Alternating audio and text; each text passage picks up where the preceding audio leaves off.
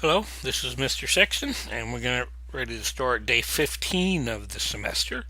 Today we're going to be talking about Chapter 13, dealing with the presidency. Before I get into that conversation, just want to touch bases with you. Make sure you guys aren't having any problems or questions or concerns with the elected officials assignment. Gotten a couple of emails from people. Just remember that this assignment is due by 8 a.m. tomorrow morning, and I am available to answer any questions that you might have. Also, keep in mind that the information and the questions that are found on this assignment are going to be fair game for exams going forward. So make sure you are looking over the directions, and even after I grade and return these assignments to you, make sure you're taking a look at them and not only realizing the grade that you got on them, but also make sure you understand why you got certain things wrong and make sure you're able to find the correct answers. Okay, as we go into chapter 13 dealing with the presidency, we've got to understand something that I think some students get confused about. We can look at the president, like Donald Trump or Barack Obama or either of the Bushes. We can look at those men, and each of those men had characteristics and had things that they did as the president. But there's a completely different part that your textbook's going to be talking about, and the textbook's going to be talking about what we call the presidency. Donald Trump is the president. Donald Trump brings his characteristics. Donald Trump brings all of his experiences and his desires to his position as president. Every single president brings a different set of dynamics, a different set of personality traits, and a different set of ideals. What your textbook is really going to be focusing on is the office itself. What does the Constitution say? What have the laws said? How do different presidents operate? So make sure you understand that as you're looking at the textbook and reading the textbook, we're going to be looking less at the history of the men that held the office and more at what the office is supposed to do and what the laws and Constitution says. Okay, and the first thing that your textbook's going to talk about is going to be the powers of the president.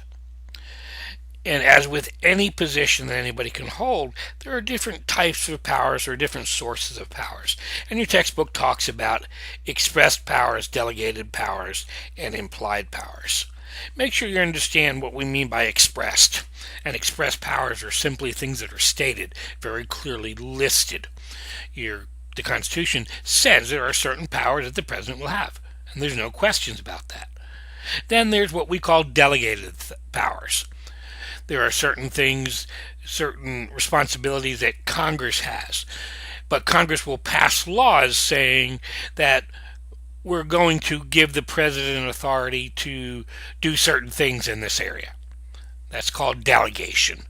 And then there are what's called implied powers. And implied powers are things that may not be specifically listed anywhere in the Constitution or in laws, but it's just implied that it exists. We understand that that power exists even though it doesn't have to be written down. So the textbook's going to talk about some examples of express, delegated, and implied powers as they relate to the president. Make sure you're familiar with them. A big thing that the textbook's going to talk about is the organization of the presidency. Again, the president is one person. He's in charge of the whole executive branch, so he's in charge of literally millions of people that he uses to carry out the functions of our government. And over the history of the presidency, the number of people that the president has been quote unquote in charge of has changed, has grown because of the size of our country and the complexity of running our government. So as the textbook looks at, there are really four basic institutions or organization that the president uses when controlling the millions of federal bureaucrats that control our country or carry out the functions of our government. And those four things that they're going to talk about in the chapter are his cabinet, the White House staff, the executive office of the presidency, and then there's a series of agencies known as independent agencies and government corporations. Independent agencies like the FDIC, government corporations like the Postal Service and Amtrak, and different organizations like that. So make sure you take a look at that portion of the textbook as they talk about those four institutions or organizations. Now, those four institutions are kind of like the official government entities that the president uses to carry out his job. The textbook also talks a little bit about the First Lady.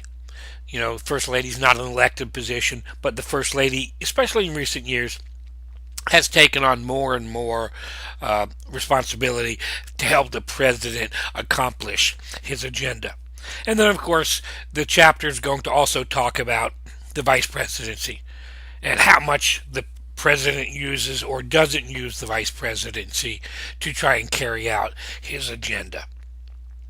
Now, as I just mentioned, how the presidency has been organized has changed over the years. When George Washington was president, it was a much smaller office. It did much less because the country was much smaller. But as we evolve, as we go through the Civil War, as we go through the World Wars, and we go through the Cold War with the Russians and the communists and such, and we start getting into the current era where we're doing so much dealing with terrorism around the world, the presidency has grown in power. So as the presidency has grown and become more influential in the country and in the world, the way that presidents yield their power has changed.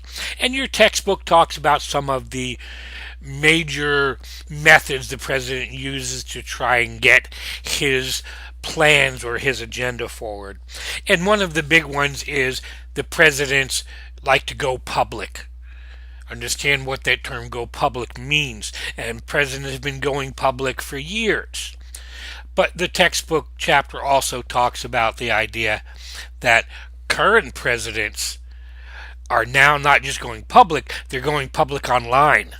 They're going public on Twitter. They're using the 24-hour news cycle much differently. So make sure you understand how presidents use that concept of going public to try and get their agenda put forth or pushed. Now also, besides the going public part of it, presidents have different what we call administrative tools or administrative strategies they use to make themselves more effective leaders. As the textbook talks about, there's a few things in the area of regulations. On whether or not they continue to regulate certain industries the same way, or they start telling their bureaucrats to start operating a little bit differently in different areas. So they definitely will mess with regulations. Presidents in recent years have really started to expand their use of what we call executive orders. Textbook will talk about executive orders. And then we also read a section in the textbook where presidents have a responsibility to sign or veto pieces of legislation. Presidents have more frequently started signing bills, but adding something known as signing statements.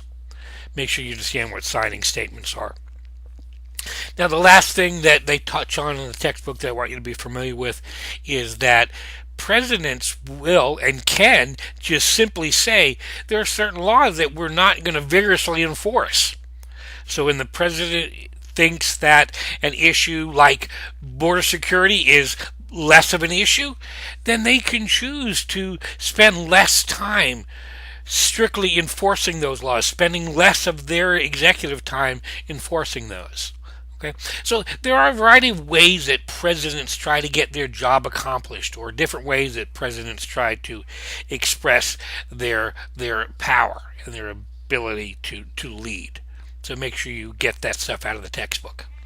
Now, a couple of things that the textbook chapter doesn't really cover very closely, but I think you need to be familiar with, are two topics. And one is the qualifications to be president. There is a handout on the Moodle site that you need to print out and be familiar with the requirements to be president because it's a unique position. There are some requirements to be president don't apply to any other elected or appointed office in the country. And then the second handout that is up there that you need to be familiar with is what we call the presidential line of succession. What happens if the president can no longer serve? Who takes over? Easy answer is the vice president. But what happens if the president and vice president are both playing golf and they crash their golf cart and they both die together? Who becomes president? There was an act, a law passed by Congress in 1947 that tried to explain that a little bit more detail on exactly who becomes president in the situation where the president dies. So be familiar with that. Again, if you have any questions about any of the material covered in this chapter or have any questions about the elected officials assignment that you did today and yesterday, or if you have any questions in preparing for the exam, which will open Saturday morning and be due by Sunday night, make sure you give me a call. Good luck.